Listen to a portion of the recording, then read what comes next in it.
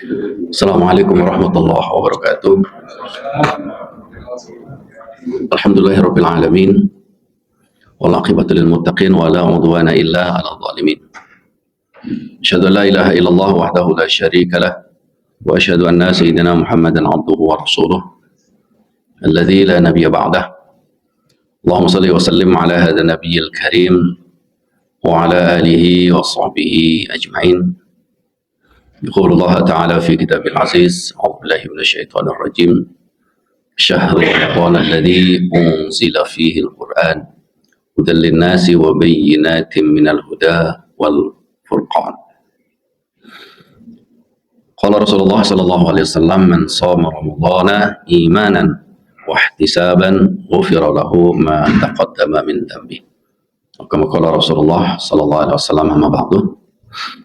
Alhamdulillah, syukur kepada Allah Subhanahu wa Ta'ala atas kesehatan yang Allah karuniakan kepada kita, dengan kesehatan jasmani dan rohani.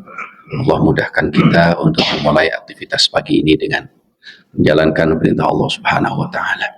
Mudah-mudahan Allah terima ibadah kita, Allah catat ibadah ini menjadi investasi yang akan memberatkan amal timbangan kita kelak di yaumil qiyamah, yang menyebabkan akan menolong kita ke dalam surganya Allah Subhanahu wa Ta'ala.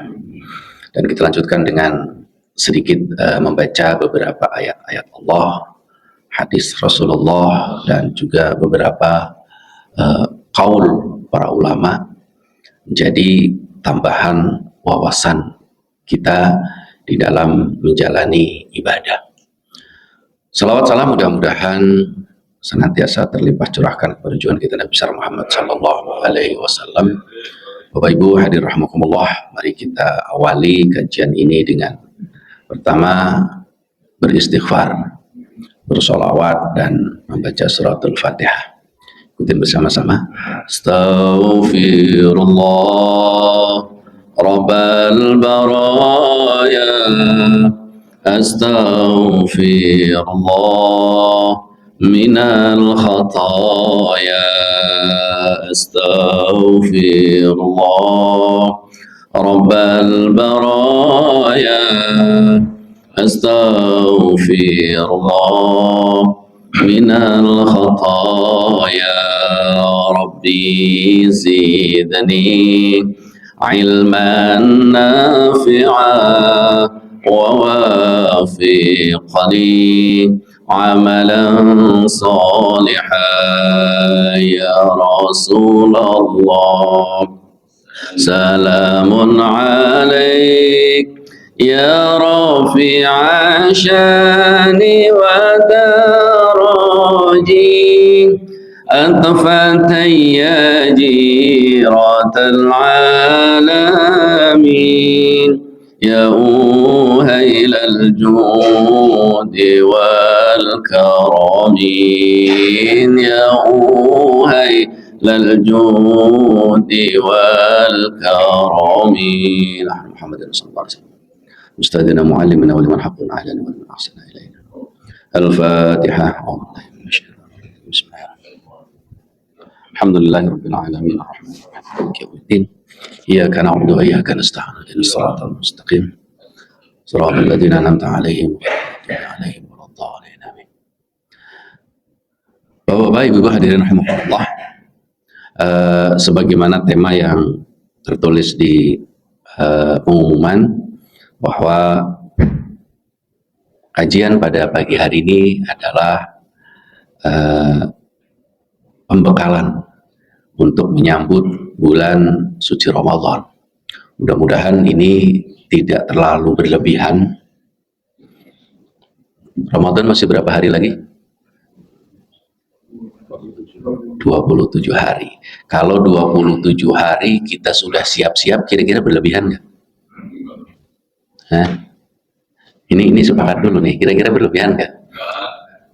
Kalau kita baca literatur para ulama, ini para ulama, orang alim, orang pintar, itu mereka mempersiapkan diri untuk menyambut bulan Ramadan itu 6 bulan. Ini ulama, orang alim, orang pintar, orang yang dijamin banyak pahala. Itu mereka 6 bulan sudah berdoa, Allahumma ballighna Ramadan. Ya Allah, sampaikanlah kami ke dalam bulan Ramadan. Dan Rasulullah memberikan doa ya, kepada kita itu 2 bulan. Ya, yang doa kita hafal sering gimana doanya? Allahumma, jangan-jangan lupa juga. Allahumma barik lana fima rozak. Mau makan itu. Allahumma barik lana fi rajaba wa sa'bana wa ballighna Ramadan. Rasulullah mengajarkan, ya Allah, berkahilah di bulan Rajab, kemudian bulan Sa'ban, dan sampaikanlah kami kepada bulan. Pertanyaannya, kita sudah menyiapkan diri belum? Apa yang sudah kita siapkan? Kalau ulama mengajarkan 6 bulan, Rasulullah mengajarkan dari bulan Rajab, kita mau ikut siapa nih? Ikut ulama atau ikut Rasulullah? Ya, ikut dua-duanya. Ikut dua-duanya. Ulama itu mengikut Rasulullah. Jadi kalau sudah kita mengikut ulama, mengikut Rasulullah, pasti mengikut Al-Quran. Al-Quran itu ya sebelum Ramadan diwajibkan puasa sudah menurunkan ayat. Ya ayyuhalladzina amanu kutiba alaikumusiyam. Jadi yang pertama kita tanamkan, kita mengikuti Rasulullah, kita mengikuti para ulama guna menyiapkan diri menyambut bulan Ramadan agar bulan Ramadan ini menjadi bulan yang terbaik di dalam beribadah. Jadi kalau ulama itu 6 bulan sebelum Ramadan mereka berdoa memohon kepada Allah agar disampaikan kepada bulan Ramadan dan dapat beribadah di dalamnya.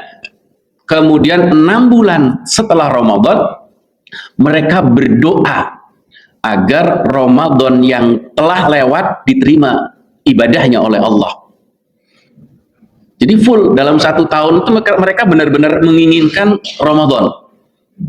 Setelah bulan Ramadan, pasca Ramadan mereka berdoa terus agar Ramadannya tidak lewat begitu saja, yang ibadah-ibadah dilakukan.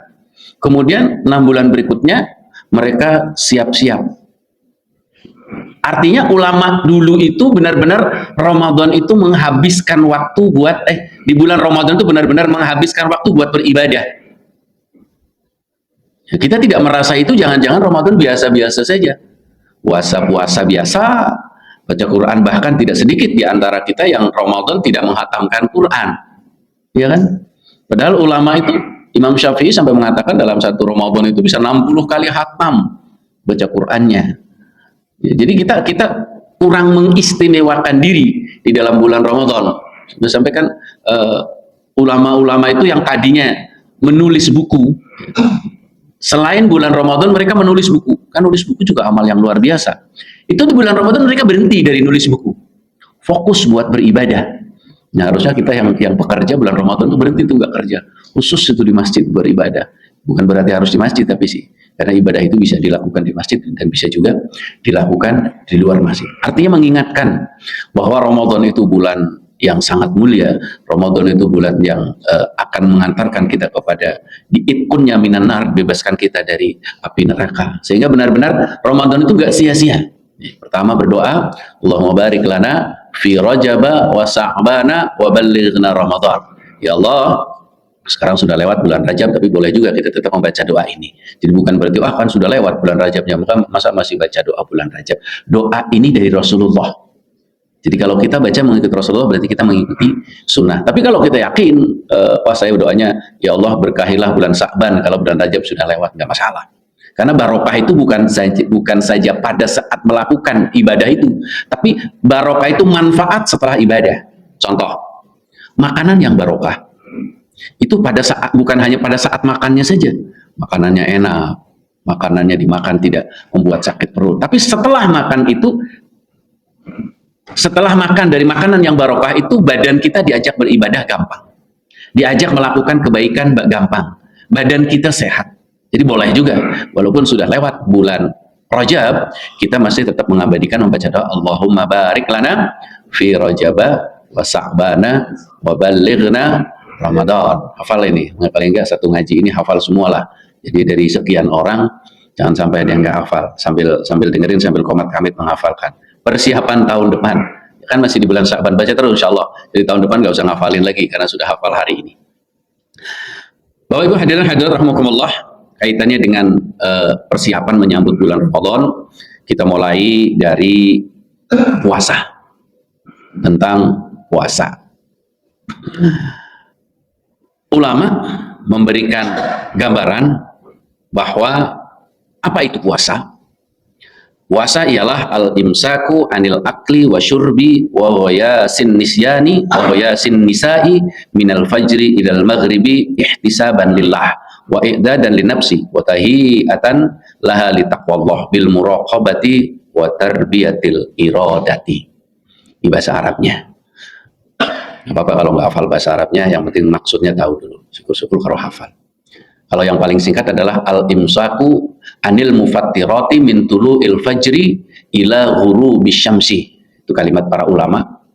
Yang disebut dengan puasa adalah mencegah diri dari makan dan minum, kemudian berjumbu dengan istri dari masuknya waktu fajar sampai masuknya waktu maghrib. Semua itu dilakukan semata-mata mengharap keridhaan Allah dan menyiapkan diri untuk menjadi hamba-hamba Allah yang bertakwa dengan jalan muraqabah, mendekatkan diri kepada Allah Subhanahu wa taala disertai mendidik kehendak dan keinginan. Ini kalimat ini ditulis dalam kitab Rashid Ridho, beliau yang menulis cetakan Al-Manar. Jadi ketika kita menahan diri, ini menurut bahasanya adalah puasa. Makanya kalimat yang ada di dalam Al-Quran yang menceritakan tentang Maryam, ibunya siapa Maryam?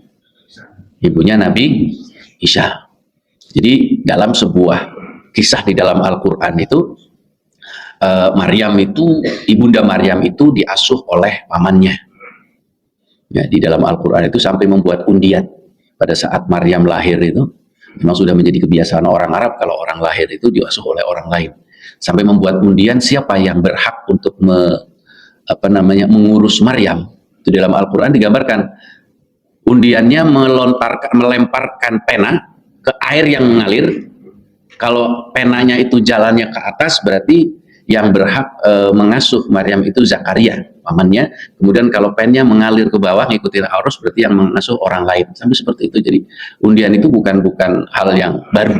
Di zaman-zaman dulu itu sering dilakukan untuk menunjukkan siapa yang berhak untuk melakukan sesuatu.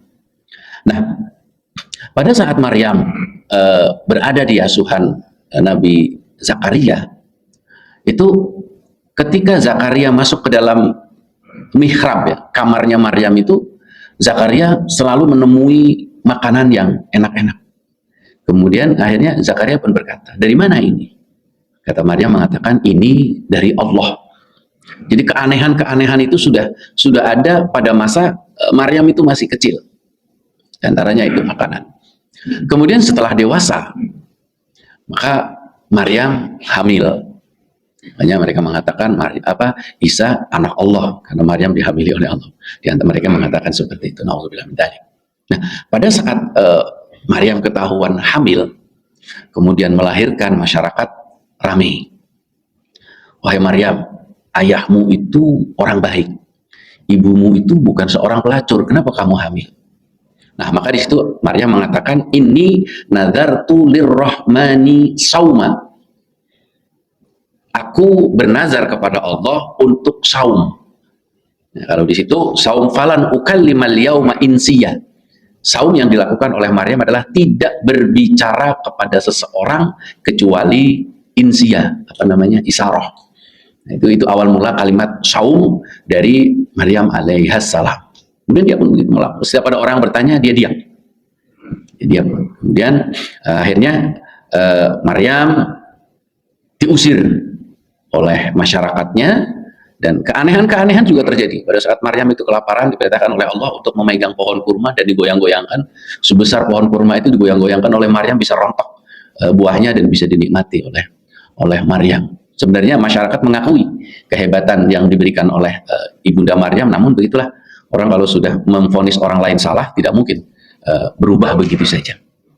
Jadi kita kembali kepada puasa adalah yang pertama, mencegah diri dari makan dan minum, kemudian berkumpul dengan istrinya dari waktu fajar sampai waktu maghrib.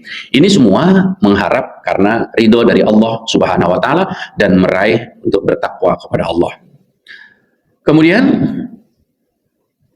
yang kedua, Imam Sufyan bin Uyainah mengatakan, as-sawmu huwa as-sabru yasbiru al-insanu ala ta'ami wa syurbi wan nikahi.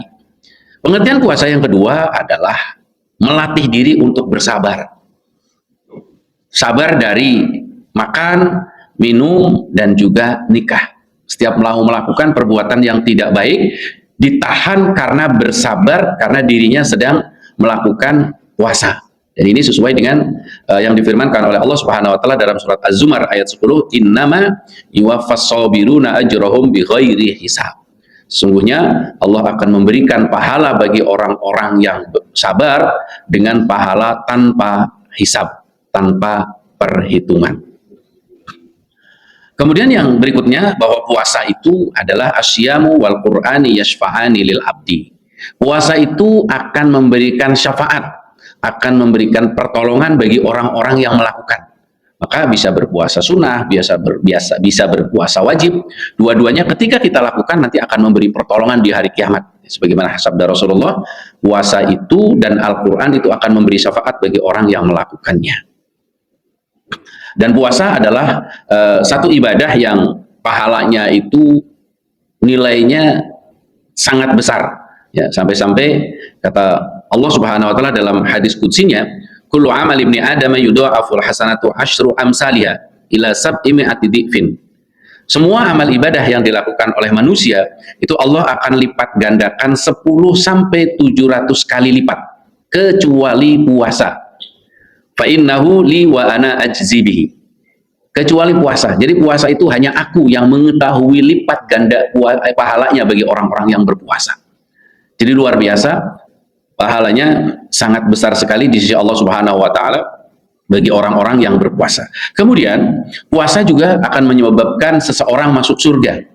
Sebagaimana sabda Rasulullah SAW dalam hadis sahih, Imam Bukhari mengatakan, inna fil jannati samaniyatu abwab fiha babun yusamma ar-rayyan la yadkhuluhu illa shaimun. Sesungguhnya di surga itu terdapat 8 pintu. Jadi kita akan mau masuk pintu yang mana, kemudian ada pintu yang namanya ar-rayyan, la yadkhuluhu illa shaimun, tidak akan dimasuki kecuali orang-orang yang berpuasa. Maka kita harus punya andalan nih, ibadah-ibadah yang kita lakukan. Wah, saya mau pegang kunci ar-rayyan deh, supaya nanti masuk surganya lewat pintu ar-rayyan. Kita mau masuk hotel udah punya kuncinya dari sekarang, walaupun kita semua sudah pegang sebenarnya sih. Apa pintu surga yang umum yang kita pegang?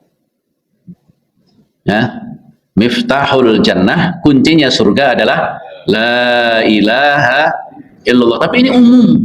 Ya, pintu ini, kunci ini umum. Ya, jadi bisa jadi berebut. Tapi kalau kita pegang pintu yang ar-rayyan ini, kita harus mengistimewakan puasa dari sekarang. Puasa wajib, puasa sunnah. Agar Allah nanti akan masukkan kita melalui pintu ar-rayyan. Jadi salah satu pintu yang dikhususkan bagi orang-orang yang berpuasa. Itu pengertian tentang puasa. Kemudian kita memasuki puasa Ramadan. Apa itu puasa Ramadan? Puasa Ramadan yang pertama adalah sebagai rukun di dalam Islam. Jadi ketika kita menjalankan puasa Ramadan, berarti kita menjalankan salah satu rukun Islam. Atau bahkan kalau dalam hadis ini justru kita menyempurnakan. Bunyal Islamu ala khamsin. Islam itu didirikan atas 5 tiang. Yang pertama syahadatu alla ilaha illallah wa anna Muhammad Rasulullah. Yang pertama membaca 2 kalimat syahadat. Sudah sering kita baca. Yang kedua, wa iqamis shalah, mendirikan salat. Alhamdulillah, dari usia berapa kita mulai rajin salat sampai hari ini alhamdulillah udah. Wa itaiz zakat, mengeluarkan zakat. Alhamdulillah, ya pada saat kita lagi banyak harta atau sedikit harta, kita tetap mengeluarkan zakat, baik zakat wajib maupun zakat sunnah, yaitu sedekah. Karena bisa jadi zakat sunnah juga bisa menutupi zakat wajib yang kadang-kadang kita kurang mengeluarkannya. Kemudian wal haji, alhamdulillah sebagian kita sudah menjalankan haji. Yang kelima adalah wasaumi Ramadana, dan puasa di bulan Ramadan. Karena bulan Ramadan, ketika kita berpuasa, man shoma ramadhana imanan wa ihtisaban ghufira lahu ma taqaddama. Siapa yang berpuasa di bulan Ramadan, maka Allah akan ampuni segala dosa-dosanya yang sudah lewat. Bahkan dalam hadis yang lain mengatakan diampuni dosa yang akan datang. Makanya jangan kita sia-siakan Ramadan. Benar-benar puasanya benar-benar menjadi puasa yang sah, sesuai dengan syarat rukun yang insya Allah kita pelajari. Kemudian yang berikutnya, puasa ini adalah perintah Allah, termasuk wajib, sebagaimana difirmankan dalam surat Al-Baqarah yang kita semua hafal, ayat 183. Ya ayyuhalladzina amanu kutiba alaikumus syiyam kama kutiba alal ladzina min qablikum la'allakum tattaqun. Wahai orang-orang yang beriman, diwajibkan atas kalian berpuasa sebagaimana puasa ini diwajibkan oleh orang-orang sebelum kalian agar kalian menjadi orang-orang yang bertakwa. Surat apa? Surat yang minimal apal namanya lah. Surat Al-Baqarah ayat 183. Jangan lihat HP. 183 buka HP. Apalah minimal ya. Jadi kalau apalagi kalau ayatnya apa, luar biasa. Hadirin rahimakumullah. Kemudian berikutnya, bagaimana cara kita berpuasa Ramadan agar Ramadan itu mengantarkan menjadi orang-orang yang bertakwa? Yang pertama adalah harus dilakukan di bulan Ramadan, sudah tentu. Kemudian yang kedua, untuk mengetahui bulan Ramadan, kita ketahui lewat namanya ru'yatul hilal. Jadi harus sudah ru'yahnya itu benar-benar sudah masuk ke bulan Ramadan. Walaupun yang melihat itu misalnya cuma satu orang. Cuman kalau yang melihat hanya satu orang, dia bilang, "Pak, saya lihat bulan kemarin sore." Dan ini terjadi di zaman Rasulullah. Ada seorang yang datang kepada Rasulullah, "Ya Rasul, saya melihat bulan." Kata Rasulullah, "Kamu bersaksi bahwa Allah adalah Tuhanmu?" "Iya." "Dan kamu bersaksi bahwa Nabi Muhammad adalah utusan Allah?" "Iya." "Ada saksi yang lain yang melihat?" "Tidak ada, saya sendiri." Makanya kata Rasulullah, "Kamu wajib berpuasa." Terus Rasulullah, "Kami belum melihat." Jadi kalau menurut ru'yatul hilal itu harusnya semua orang. Tapi karena kita di Indonesia, alhamdulillah, pemerintah juga memperhatikan hal itu, maka ramai itu nanti ada yang bilang melihat, ada yang bilang tidak melihat. Ketika bulan pada saat itu tidak terlihat, maka kata Rasulullah, fa'atimmus salasina, maka sempurnakanlah 30 hari bulan Sya'ban. Semua itu melihat tapi tidak kelihatan, ya, terlepas dari suasana atau cuaca yang sekarang mendung, atau memang benar-benar tidak kelihatan secara kasat mata atau secara alat, maka jalan yang kedua berikutnya adalah sempurnakanlah bulan Sya'ban itu menjadi 30 hari. Ada cara yang kedua, yaitu dengan cara hisab. Ya, cara hisab ini bisa pas, bisa tidak, karena hitungan itu adalah dihitung setahun yang lalu. Jadi bisa jadi salah. Sebenarnya yang paling sempurna adalah, nih, hati-hati di bulan Sya'ban ini, pada saat bulan purnama, bulan yang sempurna itu tanggal berapa? Itu dari situ kita bisa ngitung. Nanti pada saat bulan purnama yang maghrib itu muncul, itu bulan itu sempurnanya itu hari apa, tanggal berapa di bulan Sya'ban. Maka tinggal ngitung saja mundur sampai ke terakhirnya. Itu persis itu. Tapi kan orang tidak melakukan itu. Sebenarnya itu lebih persis itu. Kalau bulan purnamanya tanggal berapa, hari apa, nanti tinggal hitung mundur. Itu ru'yatul hilal yang bisa kita lakukan secara bersama-sama. Tapi ya kita percayalah yang dilakukan oleh pemerintah, insya Allah mereka bertanggung jawab dan mereka bersumpah untuk menyaksikan bulan yang ada di bulan Sya'ban nanti. Kemudian ru'yatul hilal di satu negeri, apakah bisa diikuti oleh negara yang lain? Dalam hal ini, ulama berbeda pendapat. Misalnya di Malaysia misalnya, di sana sudah melihat bulan. Apakah orang Indonesia harus berpuasa? Sebagian kecil ulama mengatakan iya, kita boleh ikut puasa dengan ru'yatul hilal yang dilakukan oleh negara tetangga. Tapi jumhur ulama mengatakan tidak. Puasa adalah ibadah yang dilakukan berkaitan dengan tempat. Tempat di mana itu berada, disitulah kamu wajib berpuasa. Maka negara lain sudah puasa karena negara itu belum ada yang melihat hilal, maka tidak diperintahkan untuk berpuasa. Tapi pada saat sudah ada yang melihat baru berpuasa. Sampai-sampai ulama sampai hati-hatinya. Bagaimana kalau ini terutama untuk di akhir Ramadan, kalau di awal Ramadan itu yang melihat bulan itu minimal 2 orang, kemudian ada saksi. Tapi kalau di akhir Ramadan cukup dilihat oleh 1 orang. Cukup 1 orang mengatakan dengan bersaksi kepada Allah dan dia bilang saya lihat bulan, maka yang lain untuk tidak berpuasa, yaitu menghentikan puasanya dan melaksanakan sholat Id. Sampai-sampai ulama mengatakan ketika di pagi hari kita dalam kondisi puasa, tiba-tiba bulan terlihat, maka pada saat itu pula puasa dibatalkan. Karena haram hukumnya puasa di hari Idul Fitri. Kalau sholatnya sih ya bisa besok lagi, karena sholat Idul Fitri itu dilakukan ya di pagi hari, bukan di siang hari. Yang penting sebelum matahari itu zawal, sebelum matahari itu melintasi ufuk di atas persis, yakni sudah masuk waktu dohor. Pada saat sebelum dohor, kalau ada orang bilang melihat bulan dan dia benar-benar bersaksi, dia benar-benar melihat dengan alat segala macam, maka puasa itu harus berhenti. Tidak boleh berpuasa di hari itu. Itu tentang ketentuan awal dan juga akhir Ramadan. Kemudian tentang waktu puasa. Jadi tentang puasanya. Dari mana? Puasa itu dimulai dari waktu fajar. Fal'ana bashiruhunna wabtahu ma kataballahu lakum wa kulu washrabu hatta yatabayyana lakumul khaytul abyadu minal khaytil aswadi minal fajar. Kata Allah Subhanahu wa taala di dalam surat Al-Baqarah ayat 187 mengatakan, maka sekarang bersenang-senanglah dengan istrimu dan carilah ridha Allah Subhanahu wa taala, makan dan minumlah sampai terlihat khaytul abyad, benang merah yang warna putih, minal khaytil aswadi minal fajr, dari benang hitam dan waktu fajar. Yang dimaksud dengan benang putih dalam ayat ini adalah waktu fajar sodik. Karena fajar itu ada 2, ya, fajar kazib dan fajar sodik. Sebagaimana yang disampaikan Rasulullah SAW, al-fajru fajroni, fa'amal fajru alladhi yakunu kadana bisarhani, fala yuhillu salata wala yuharrimu ta'am. Wa amma alladhi yadhhabu mustatilan fil ufuqi fa innahu yuhillu as-salatu wa yuharrimu at-ta'am. Fajar itu ada 2. Yang pertama fajar kazib, yang melintang di atas seperti ekor serigala. Ada di atas sana warna putih. Dan ini fajar yang pertama ini kalian masih boleh makan dan belum boleh melaksanakan sholat subuh. Sementara fajar yang kedua adalah mustatilan, yang memanjang di tempat yang sama, kalau warnanya lebih putih, maka inilah fajar yang mengharamkan kalian untuk mengharamkan untuk makan dan menghalalkan melaksanakan sholat subuh. Ini namanya fajar sodik. Nggak tahu kenapa kok disebut dengan fajar kadzib. Apakah memang dulu saya pernah membaca sejarahnya, katanya sih itu ada setan gitu yang menipu manusia melalui itu. Saya pernah membaca sejarah itu, makanya disebut dengan fajar kadzib. Nah, di kita ada yang sering terkenal dengan waktu imsak.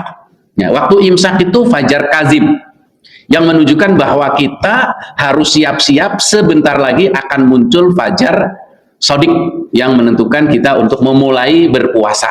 Jadi kalau lagi fajar kadzib kemudian kita lagi makan, terusin saja sampai menjelang kira-kira kurang lebih 10 menit lah, dari fajar kadzib ke fajar sodik kurang lebih 10 menit.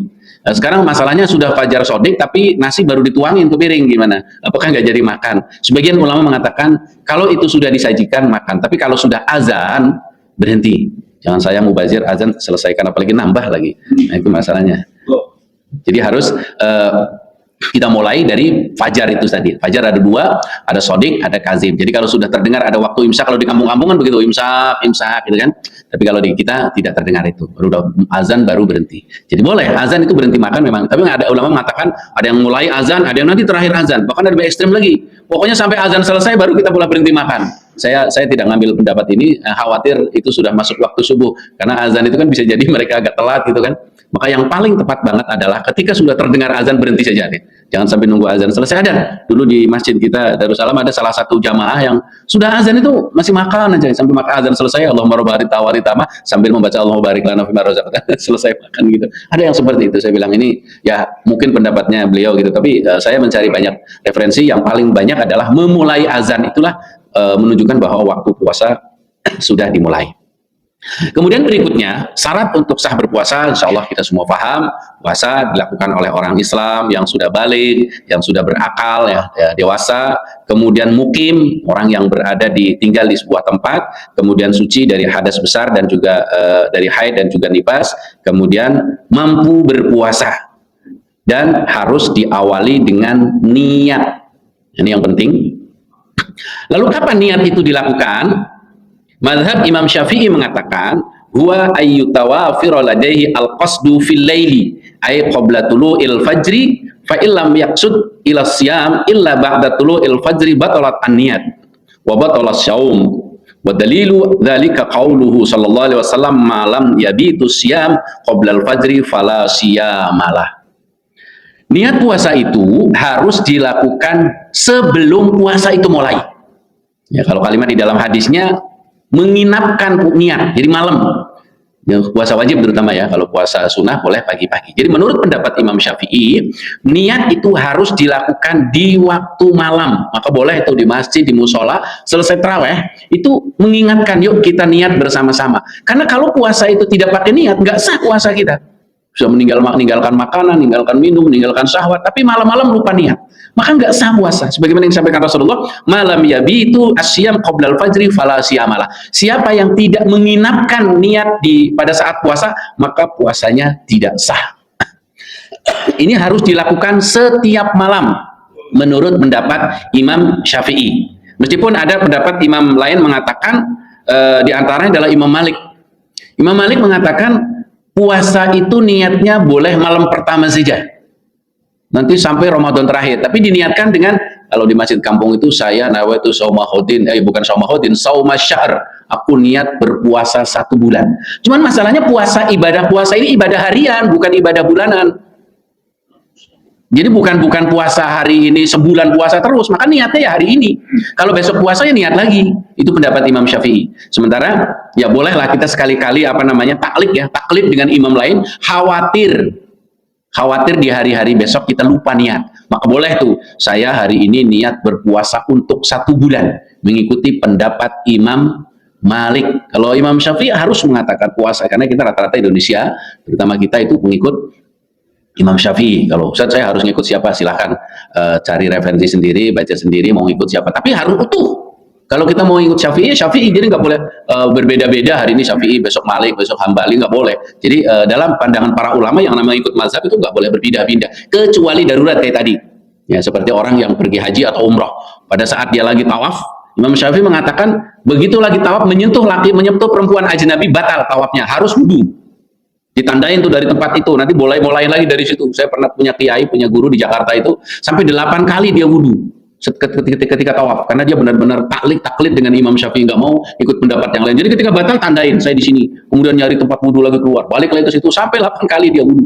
Nah, pada saat itu kita boleh mentaklid dengan imam lain ketika menyentuh perempuan, tidak batal asal tidak diikuti dengan syahwat. Jadi boleh dalam kondisi-kondisi darurat, termasuk dalam berpuasa ini. Untuk ijtihad, berhati-hati agar khawatir puasa kita lupa niat di hari-hari besok, maka boleh di malam pertama niatnya 2 kali.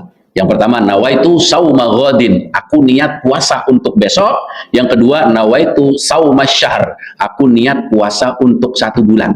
Tapi ini hanya kehati-hatian, setiap hari wajib tetap niat, kecuali dalam kondisi lupa, maka sudah ketutup oleh niat yang puasa dalam niat 1 bulan itu. Ya. Ini pendapat yang boleh kita ambil. Sementara pendapat Imam Abu Hanifah, beliau mengatakan kalau malamnya lupa boleh pagi-pagi. Pendapat beliau, sebagaimana puasa sunnah. Ya, Rasulullah kan ketika masuk rumah, kemudian nanya sama istrinya, apakah ada makanan hari ini? Kalau ada makanan saya akan makan, kalau tidak ada makanan saya akan berpuasa. Itu untuk puasa sunnah. Tapi kalau puasa wajib, niatnya sebagaimana yang disampaikan Rasulullah itu harus di waktu malam. Hadirin rahimakumullah, yang berikutnya adalah siapa sih orang-orang yang dibolehkan untuk tidak berpuasa? Itu semua kita sudah tahu, muslim, baligh, akil semua adalah wajib puasa. Jumhur ulama mengatakan bahwa yang pertama, orang yang boleh tidak berpuasa adalah meninggalkan puasa adalah yang jika berpuasa itu khawatirkan akan menimbulkan gangguan serius, yaitu orang yang sakit. Sakit yang dan harus dikonsultasikan dengan dokter. Kata dokter, Bapak harus minum obat sehari 3 kali. Atau Bapak tidak boleh tidak makan atau tidak minum lebih dari 3 jam. Maka sakit yang begini orang boleh untuk meninggalkan puasa Ramadan. Tapi tetap harus membayar qadha nanti pada saat sembuh. Kemudian yang kedua, orang yang sakitnya diperkirakan masih bisa sembuh itu wajib membayar. Kalau yang orang sakitnya itu tidak ada harapan sembuh, misalnya orang yang sudah tua banget dan sakit-sakitkan, maka orang ini cukup dengan membayar fidyah. Jadi yang pertama, orang yang sakit itu ada 2, sakit yang harapan sembuh, maka setelah Ramadan ketika sembuh dia wajib membayar puasanya. Kalau yang sakitnya memang tidak ada harapan sembuh, maka cukup nanti dengan membayar fidyah. Yang pertama. Yang kedua, orang yang dalam kondisi musafir, orang yang bepergian. Bepergian ini adalah bepergian yang jauh. Sebagaimana disampaikan Allah Subhanahu wa taala, "Faman kana minkum maridhan aw ala safarin fa'iddatum min ayyamin ukhar." Barang siapa yang dalam kondisi sakit atau dalam bepergian, maka cukup menghitung dan mengganti dengan hari-hari yang ditinggalkan ketika dia tidak berpuasa. Jadi jarak untuk orang yang musafir adalah sekurang-kurangnya 83 kilo. Yang pertama. Yang kedua, si musafir ini harus melakukan bepergian sebelum masuknya waktu puasa. Jadi bukan pagi-pagi, tapi sebelum masuknya waktu berpuasa. Jadi seperti misalnya sebelum fajar. Sudah keluar rumah sebelum waktu fajar. Contohnya misalnya rumahnya di Amerika. Keluar tuh ke masjid, habis dari masjid nggak pulang lagi, langsung pergi. Maka orang tersebut boleh untuk berbuka puasa ketika di dalam perjalanan merasa kepayahan atau kehausan. Tapi kalau perginya sudah masuk waktu subuh, maka tidak dibolehkan untuk berbuka di perjalanan walaupun dalam kondisi mungkin kehausan. Kemudian berikutnya adalah orang yang sudah tua renta. Orang yang tua itu boleh untuk tidak berpuasa, tapi dia kalau memang selesai lebaran kok masih mampu untuk berpuasa, maka puasa. Kalau tidak mampu, dia cukup membayar fidyah. Rukhisa lisayhil kabir ayyuftiru wa yut'im an kulli yaumin miskinan wala qada'an, kata Rasulullah. Dibolehkan bagi orang yang sudah tua untuk tidak berpuasa dan cukup membayar fidyah tanpa membayar puasanya.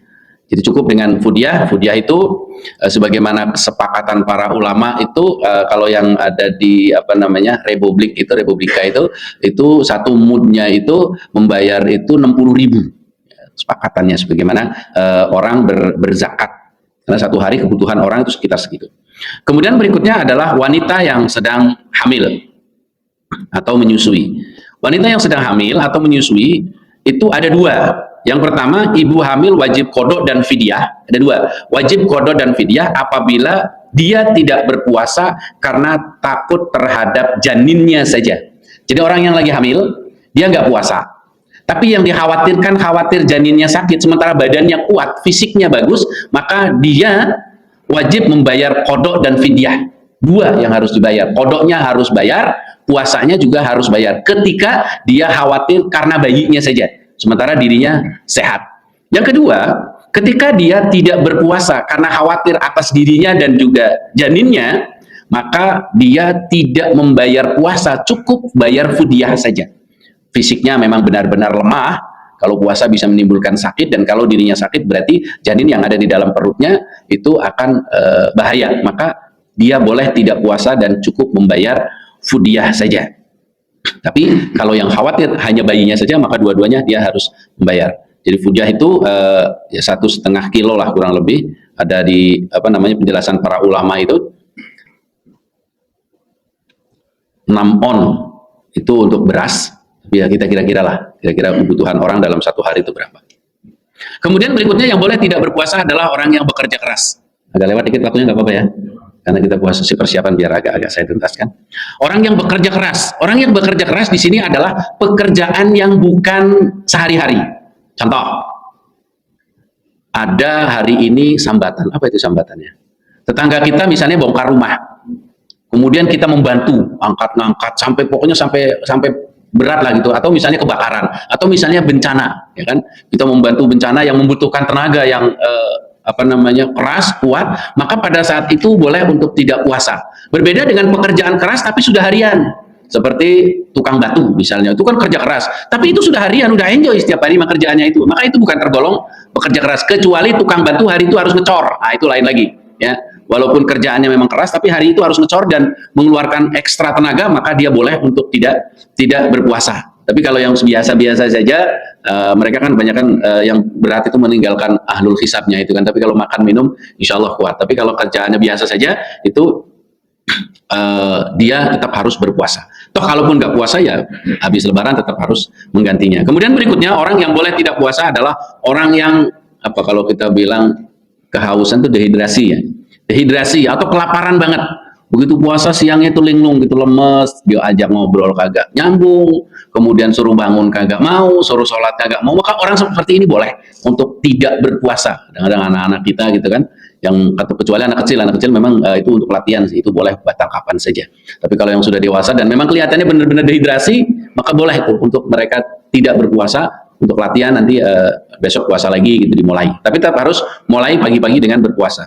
Kemudian yang terakhir adalah mujahid, orang yang berpergi di medan perang, atau kalau sekarang orang-orang yang menolong bencana-bencana itu dibolehkan mereka untuk tidak berpuasa. Lalu berikutnya adalah sunah-sunah berpuasa. Berpuasa itu sunah yang pertama adalah sahur. Makan sahur itu bukan semata-mata untuk kebutuhan perut saja. Maka ketika makan sahur itu kita melakukan sunah. Berarti kita beribadah kepada Allah Subhanahu Wa Taala. Dan sunahnya itu mengakhirkan sahur. Bukan akhir-akhir banget ya, tapi tadi kita kira-kira menjelang fajar sodik kita sudah selesai. Menyegerakan berbuka ketika sudah terdengar azan maghrib, segera buka, jangan melakukan aktivitas yang lain atau sholat dulu karena kita pengen udah di masjid, enggak. Yang disunahkan adalah berbuka dulu walaupun dengan air putih ya. Berbuka sunahnya dengan menggunakan kurma atau yang manis-manis. Kemudian memperbanyak sedekah, itu sunnah dalam berpuasa. Membaca Al-Quran, itu juga sunnah berpuasa. Memberi makan bagi orang-orang yang membutuhkan untuk persiapan berbuka puasa, itu juga sunnah. Jadi jangan disalah tafsirkan memberikan orang yang lapar itu siang-siang, tapi mereka untuk persiapan untuk berbuka puasa. Kemudian yang terakhir adalah yang membatalkan puasa. Insya Allah kita semua sudah paham lah ya kalau ini ya. Yang membatalkan puasa, makan dan minum, keluar air mani dengan sengaja. Kalau keluarnya tanpa sengaja, kadang-kadang ada bapak-bapak kita lah ya, orang yang normal melihat ayam telanjang misalnya keluar mani gitu kan, bagi tukang ayam, kandang ayam, lihat ayamnya sampai keluar mani, itu berarti tidak sengaja. Tapi kalau dilihatin terus bisa menyebabkan syahwat, maka itu akan membatalkan puasa. Muntah dengan sengaja ya. Jadi kalau muntahnya ada orang muntah itu disengajain muntah gitu, tapi kalau muntah sendiri nggak membatalkan puasa.